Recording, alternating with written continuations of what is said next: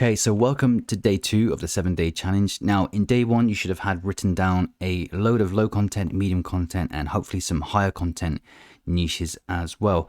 And in day 2, what we want to do here is to make sure that there is traffic going to these niches. And then from there, we want to go ahead and try and find what our unique spin, what our angle on our book is going to be, okay? So when it comes to low content, medium content, and pretty much publishing in general, you're going to have to accept that things on the whole are kind of saturated to some extent. Like lots of people are doing this, lots of people are uploading low content and medium content books. So in that sense, yes, it's saturated, but there is still so much money to be had if we can find our own unique spin and put our own unique books out on Amazon, okay? So that's how we're going to be making our money. We're not going to be generic. We're not going to try and fit in with everyone else and do what everyone else is doing.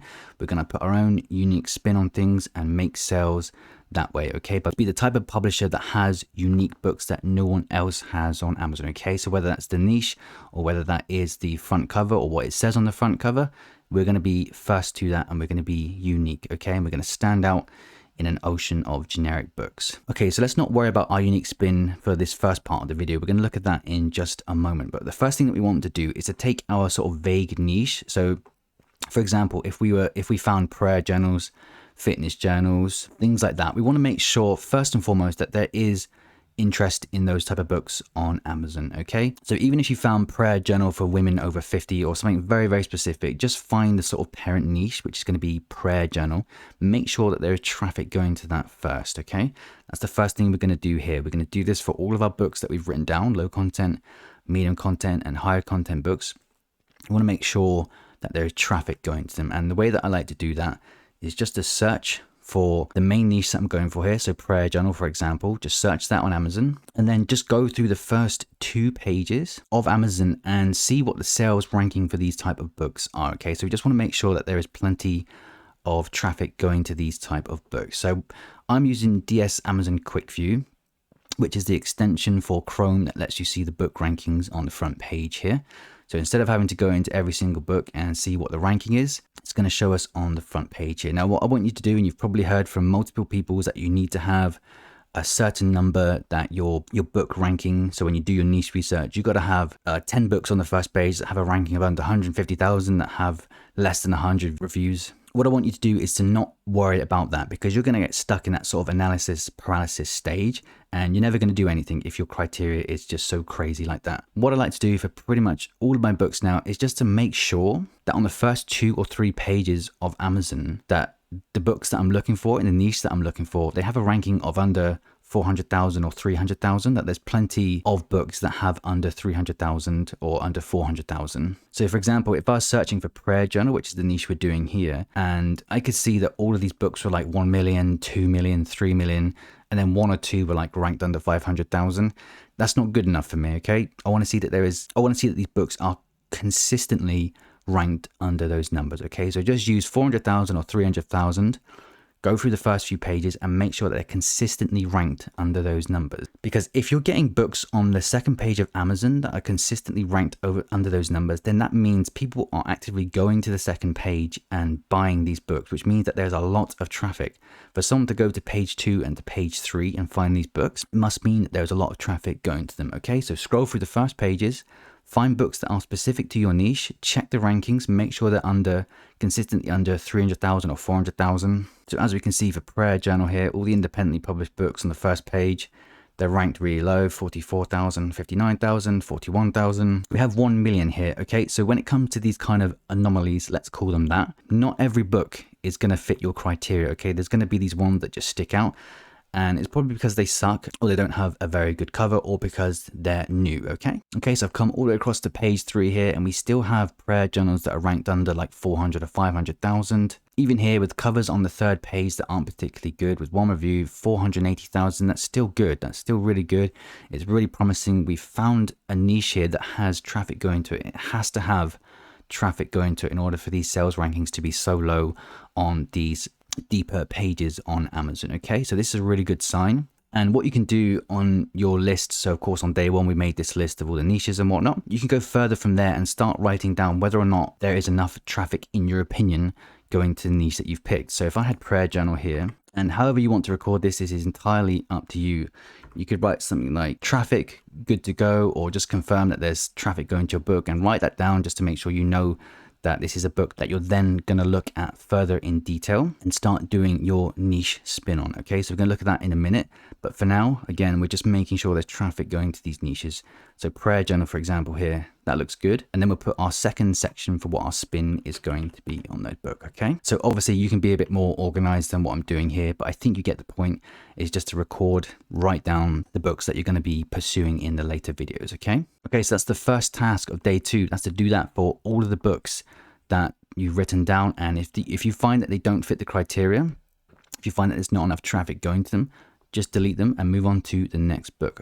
Okay, so unique spin. What do I mean by unique spin? So what we want to try and avoid is to not put out generic looking boring products. Okay, so if we have a prayer journal and we've decided that's the niche that we're going to go after, I think with pretty much any low content book or medium content book, you need to assume that just having a prayer journal with prayer journal written on it isn't going to be good enough to make sales. So take these 2 books here, for example. These are My Prayer Journals and Prayer Journal for Women. To me, there's no unique spin particularly with these books. Okay, they are what they are. They just have the keywords on the front cover. There's nothing unique to it other than that being slightly niched toward women. Okay, and here's another example here, Prayer Journal for Women.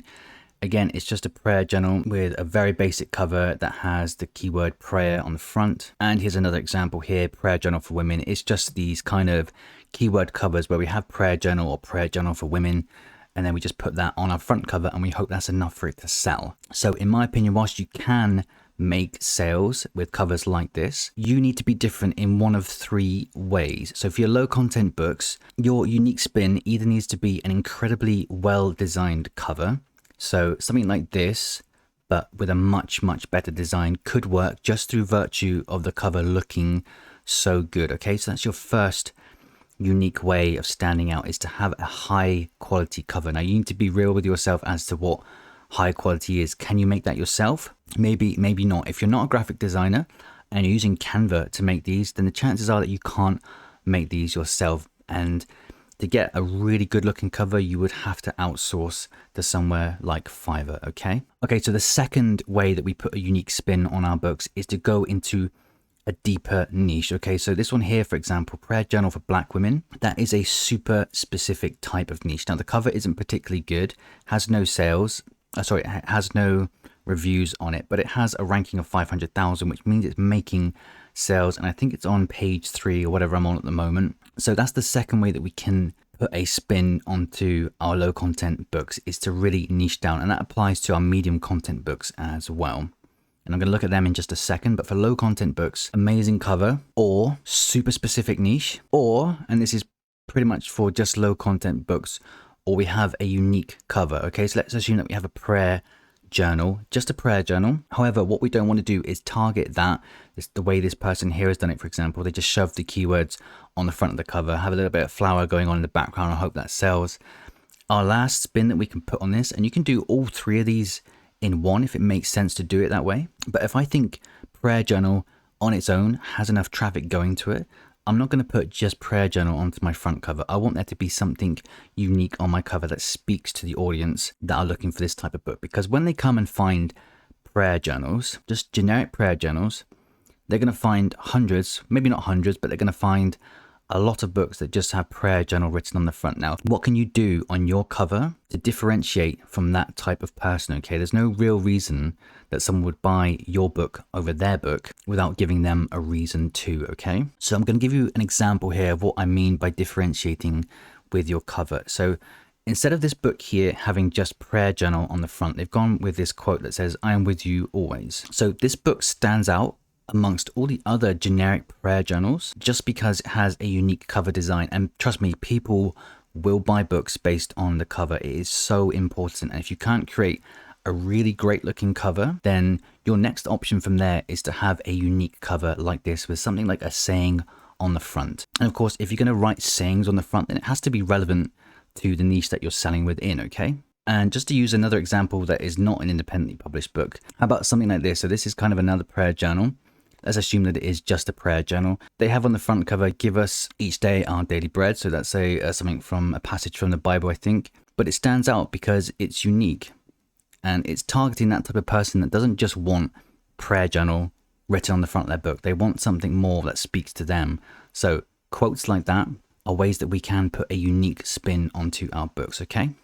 Okay, so the takeaway from this here when it comes to the unique spin on our books is if you can't make a cover like this that has really nice looking graphics on it, and that's something you need to recognize yourself, that this is probably a better looking cover than what you can make.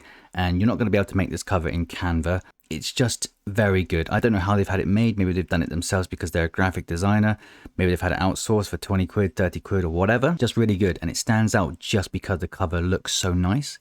If we can't do that, that's when we start putting a unique spin onto our books. Okay, so we either niche as far down as we can, or we look at having something unique on the front cover like this here, Give Thanks to the Lord. Okay, so hopefully that makes sense. And for the most part, this way of doing things is going to apply to low content books. So when it comes to your medium content and higher content books, the unique spin on these books is going to be your niche. Okay, so that doesn't mean that you can't apply these other principles into your medium content books, but I think it's more important that we look at niching down when it comes to medium content and higher content books. Okay, so for example, if we were doing word searches, if one of our keywords that we found was word search large print, for example, what can we do to niche down? Okay, so we can't really differentiate our covers too much. We can't have that unique thing on the front just because these books, they are what they are. They're word searches and you have to say what you have on the front. They're going to be word searches. So our unique spin is going to be niching down. And I think what you need to do from here is decide what your target audience is going to be. So word search large print, it's not enough. Like there's plenty of large print word searches on Amazon. So for example, how about 1950s word search, large print 1950s word search? That's very niche specific. It's got multiple things going for it here. So it has the 1950s theme, it's a word search, and it's a large print, and it's also for all ages. Okay, so it's been really niche down and it's now a unique product. Okay, another example here, large print word search book for adult. Okay, on its own, maybe that's not going to be enough. Maybe we won't stand out if we just have a large print word search, but this is a large print word search for grandma. Okay, so a very specific targeted audience. Okay, again, Mother's Day large print, spring large print, etc, etc. Okay, you see what I'm getting at here? Your unique spin is going to be your niche. Okay, you're going to really niche down and find a unique audience. Okay, so everything in this section, what I want you to take from this is that we are just standing out from the crowd. Okay, so I'm just going to put Book Bolt in front of you again here for those of you that want to try and fast track your unique spin and your niche ideas for whatever book you've selected. So for example, if it was a prayer journal, what we can do if we're using Book Bolt is to come to the keyword section here and then just start searching for the keyword that we were targeting, which was a prayer journal. Okay, so what this does here, it brings back all these keyword phrases that are being searched for on Amazon, and this is going to give you a good idea of how you can niche down with your low content and medium content books. Okay, so just scrolling through here, we're going to get a ton of ideas. So Christian prayer journal, daily prayer journal, guided prayer journal, kids prayer journal, men's prayer journal, mother's prayer journal. And what we can do from there, if we want to be even more niche specific, we'll take something next level. We'll take the next step of our niche. So for example, we found prayer journal. How about if we came across prayer journal for women and we want to go even deeper into that niche? So we can type prayer journal for women into the search here. And again, this is how we're finding these deep niches. This is our unique spin on these books. Okay, so 2021 prayer journal for women. That's excellent. That's such a good find because it's very specific to a year and it's very specific to a gender. So that's one that I would certainly consider looking into. And again, make sure you're writing all these things down. If it's something that really interests you, write it down. So for example, if I found that 2021 prayer journal for women was a good niche to go for, I can just write this down into the spin section that we have here on our sticky pad or wherever you're recording these things. So our spin for our prayer journal here is going to be, it's going to be a 2021 prayer journal for women. So that's going to be our target audience. And then from there, you can decide what your cover is going to have on it. So if you check on Amazon for this keyword, 2021 prayer journal for women, what we can do here is to try and take themes from other people's prayer journals for women. Okay, so for example, this one here, we have a very flowery looking theme. This one here, we have a flowery looking theme. This one here is flowery looking. This one here is flowery looking. Okay, so already what I'm seeing is that I need to be in theme with these other books. So this is a very flowery type of niche. So that's going to be the next part of my unique spin for this book. It's going to be floral. I'm going to have a floral design. And then from there, if I really, really want to stand out amongst these books, I can do that last part that we spoke about, which was having a unique quote or something like that on the front of our book. So I can't think of this off the top of my head, what I would do for a 2021 prayer journal for women, but we could say that our book cover is going to say, praying for a good 2021. It just came up off the top of my head. It's rubbish. Obviously, don't use it. But you see what I'm saying here. We've gone from having a prayer journal. We've found that there's traffic going to it. So the general niche has traffic going to it. And then we've decided what our spin is going to be from all the ways that I've just shown you. And we've come up with a 2021 prayer journal for women.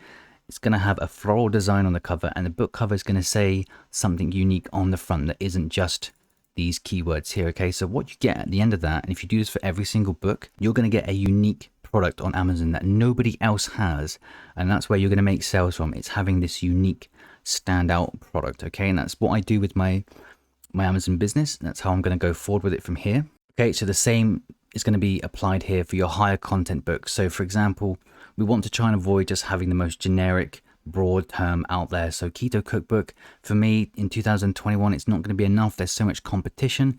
We need to niche down, okay, and be as specific as we can with our niche here. Okay, and also with your higher content books, I would highly recommend that you do not make the covers yourself. You need to have a really good looking cover for your high content books. So I would definitely recommend outsourcing them to somewhere like Fiverr, unless you are very good at graphic design yourself. So just to give you an example here, how about Keto Meal Prep Cookbook for Beginners 2021? So it's not just a keto cookbook.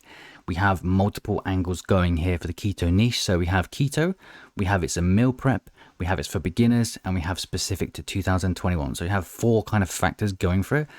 And the more factors that we can have without going too deep into the niche, the better, and the more likely are to stand out with our book, okay? Okay, so that's day 2. We've found that there's traffic going to our niches. We got rid of the ones that don't have any traffic going to them. And then we've decided to put unique spins onto all of our books from here, okay?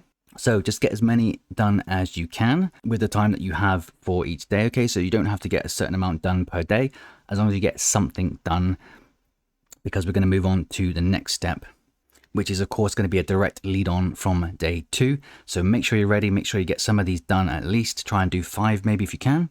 And then I'll see you in the next video, okay?